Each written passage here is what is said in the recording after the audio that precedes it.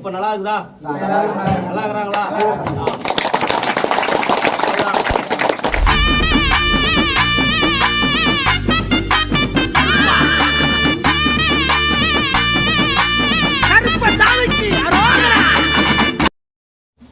கருப்பசாமி, என்னோட தாயின் உயிர் அந்தரத்துல இருக்கு சாமி. என்னோட தாயின் உயிர் அந்தரத்துல இருக்கு சாமி. அப்படின்னா செய்வன குளாறுனால எப்ப ஏதாவது தெரியல சாமி. அப்படிங்கும் போது ஒன்றும் புரியல. தான் வந்து வெகுளித்தனமா நம்ம எல்லாரும் சொல்றதை நம்பிடுவோம் இல்லையா? அப்படி இருக்கும்போது உன் வீட்டில் வந்து சில வந்து யாரும் சொன்ன பேச்சு கேட்க மாட்டாங்க, பசங்க இது பண்ண மாட்டாங்க, வீட்டுக்காரும் இதா இருப்பாங்க, பேச்சு கேட்க மாட்டாங்க அப்படின்னு ஆரம்பத்திலே சொன்னேன் இல்லையா?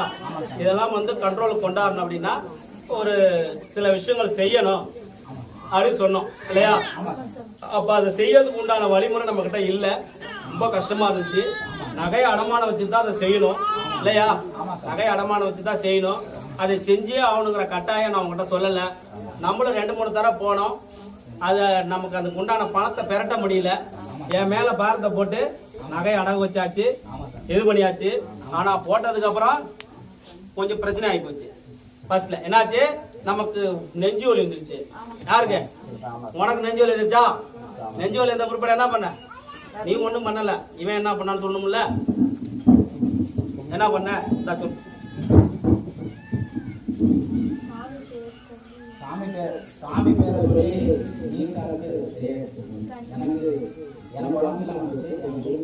அதுக்கு முன்னால என்னாச்சு, இதை செஞ்சனால தான் நமக்கு ரிப்பீட் ஆயிடுச்சாட்டுக்குது.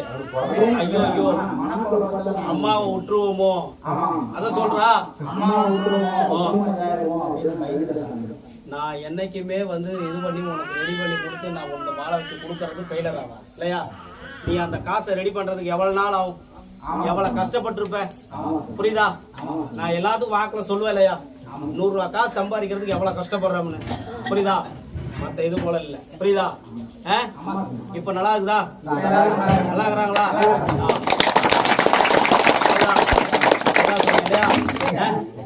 ரைட்டு. வேற என்ன வேணும்? இன்னைக்கு என்ன கேக்குறீங்களோ நான் சந்தோஷமா இருக்கிறனால எல்லாம் கொடுக்கப்படுறது சொல்லி நான் கருப்பசாமி உத்தரவு. என்னப்பா வீடு கட்டணுமா? கட்டிடலாம். அடுத்த வருடம் வீடு கட்டிட்டு வந்து வாக்கில் கூப்பிட்றேன். ரியல் எஸ்டேட்டு இந்த வருஷம் அதை நான் சொல்லலை, பொது வாக்கில் சொல்லலை இல்லையா? கொஞ்சம் மப்பு ஓவராகி போச்சு. சொல்லிடணும்ல, கொஞ்சம் லோடு அதிகமாகி. ரியல் எஸ்டேட்டு இந்த வருடம் வந்து டல்லு ஒன்று தான். ரியல் எஸ்டேட்டில் கொஞ்சம் கஷ்டம் தான். இருந்தாலும் உனக்கு தூக்கி விட்றேன். ஓரளவு நான் தூக்கி விட்றேன்.